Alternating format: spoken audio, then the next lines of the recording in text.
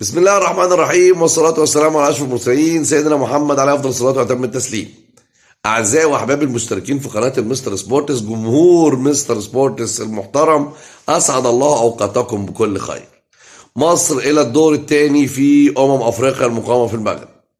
النهارده قدر المنتخب الوطني المصري بقيادة المدرب حسام حسن بأن هو يفوز على فريق جنوب أفريقيا بهدف وحيد من ركلة جزاء أحرزها النجم العالمي المخضرم المحبوب اللي الناس كلها بتحبه والناس كلها بتدعي له، النجم محمد صلاح، ربنا يحميه. محمد صلاح دخل النهارده وحط بلنت كده على طريقة بلانكا وحاجة كده يعني ولا في الخيال. ركلة جزاء بعديها بدقيقة أو بدقيقتين حصل في التحام من محمد هاني للاعيب من جنوب افريقيا، وبصراحه التحام كان غير مبرر خالص. يعني انت كنت لسه جايب جون، ودي يمكن النقطه الوحيده او الخساره الوحيده اللي ممكن حصلت للمنتخب النهارده رغم الفوز. انت جايب جون وباقي دقيقه والحكم هيصفر وهيخلص الشوط، ملهاش لازمه خالص الاحتكاك ده. دخل على رجل الراجل واستدعى الفار الحكم حكم المباراه، وبناء عليه كان محمد هاني واخد انذار برضه قبليها ما كانلوش صنف اللازمه، وبناء عليه تم طرد محمد هاني عشان يتحرم منه المنتخب الوطني في الفتره او في المباراه القادمه.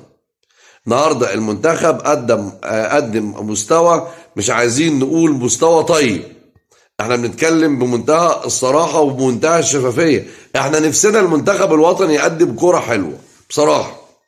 يعني انت بتفوز، بنفوز، هنصعد وكل حاجه، بس احنا ضعاف فنيا جدا. احنا النهارده يا جماعه يعتبر شوط كامل مفيش جمله ولا في تكتيك ولا في اي حاجه خالص. الكابتن حسام حسن مدرب المنتخب الوطني، انا بسأل سؤال ونفسي يجاوب عليه، او نفسي اي حد له في الرياضة يجاوب عليه. يعني ايه منتخب بلد زي مصر؟ وعلى فكرة مصر ديت يعني بصوا كان بتنوم افريقيا من المغرب زي ما بيقولوا. مصر ده وحش افريقيا ووحش البطولات الافريقية بلا منازع، شاء من شاء وابى من ابى، دي ما فيهاش جدال. تمام. وكان في اجيال ذهبيه بالنسبه للمنتخب الوطني يا جماعه، وخصوصا في منافسات افريقيا. نفسي حد يجاوب عليا من الناس اللي بتفهم كوره، يعني ايه منتخب وطني، او يعني ايه منتخب يلعب في بطوله زي بطوله افريقيا، بطوله كبيره، تلعب من غير راس حرب؟ يعني انا نفسي فعلا يعني اوصل لدماغ الكابتن حسام حسن، او حد يفهمني يعني ايه تلعب من غير راس حربه. يعني ازاي انا انافس في بطوله زي بطوله افريقيا وبالزخم اللي هي فيه وبالكوره اللي هي فيها وبالشكل اللي احنا بنشوفه. ان احنا لسه شايفين ماتش يا جماعه المالي والمغرب من شويه لسه خلصان. كوره اوروبيه ما شاء الله. المغرب ومالي عاملين نهائي مبكر فعلا، يعني في حته تانيه. وانا في مصر بلعب من غير راس حرب للمره التانيه، العب من غير راس حرب، مصمم يلعب من غير راس حرب. ما اعرفش ليه، يعني ما اعرفش ايه الفكره. هل انت مثلا يا كابتن حسام مرموش ومحمد صلاح لازم يكونوا موجودين وما ينفعش مثلا ان انا ازعلهم؟ يعني ما فيش كده في الكوره يا كابتن حسام. احنا بنتكلم من وجهة نظرنا، ومش هنقول ان وجهة نظرنا غلط، يعني لان اصلا راس حربة وبتكمل عليه، راس حربة وبتكمل عليه، مصمم يلعب من غير راس حربة، لعب عشوائي، لعب ضعيف، مفيش فنيات، مفيش تكتيك، مفيش جملة. بنفوز يعني بفضل الله. النهارده فزنا الحمد لله بضربة جزاء، بس الماتش ضعيف يا جماعة، احنا مش هنضحك على نفسنا. وعلى فكرة المنتخب راح لحتة بعيدة في افريقيا، المنتخب حتى وهو بالشكل ده، بس هو سبحان الله بقى دعوات المصريين بقى ان احنا مسلمينها لله، قلبنا ابيض ما تفهمش. بس احنا هنروح لحتة بعيدة في افريقيا.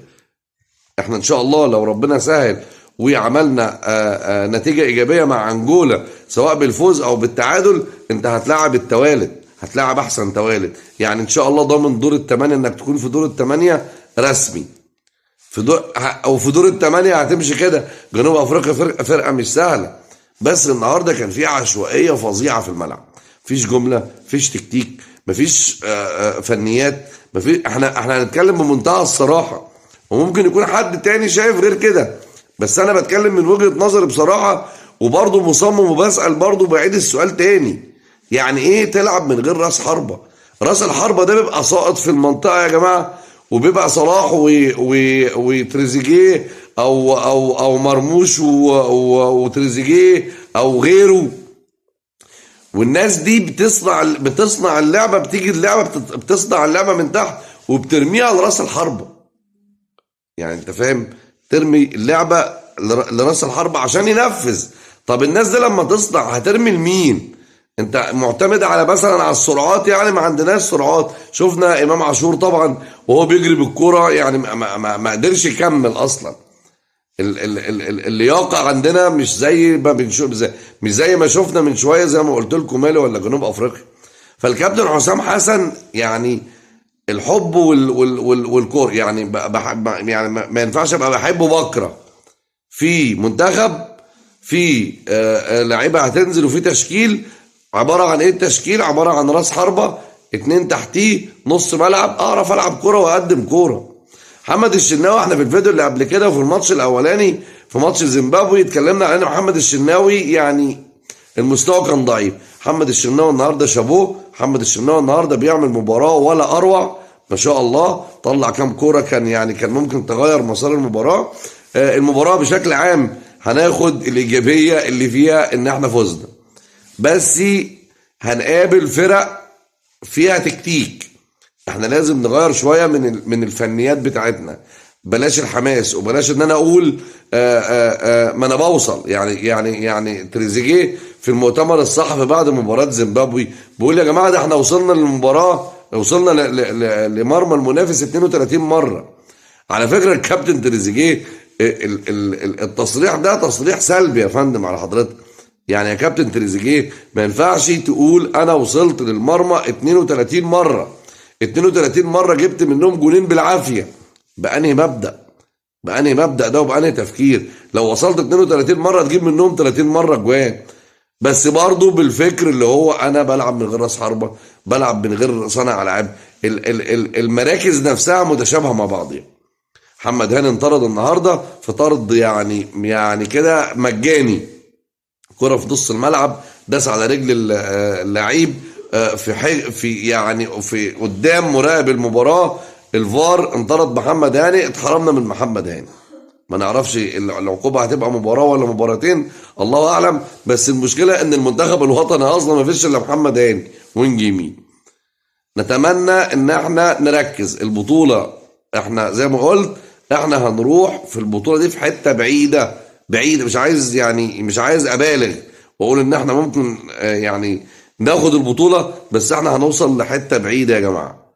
بس بعض يعني التركات البسيطة كده ان احنا نحط ايدينا عليها ونسمع بعض.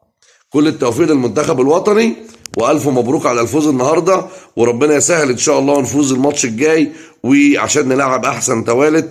ولو ان المغرب النهارده بعد التعادل يعني احنا عمال بنهرب منها، بس هي شكلها كده هتيجي في طريقنا يعني. فربنا يسهل ان شاء الله، والسلام عليكم ورحمة الله وبركاته.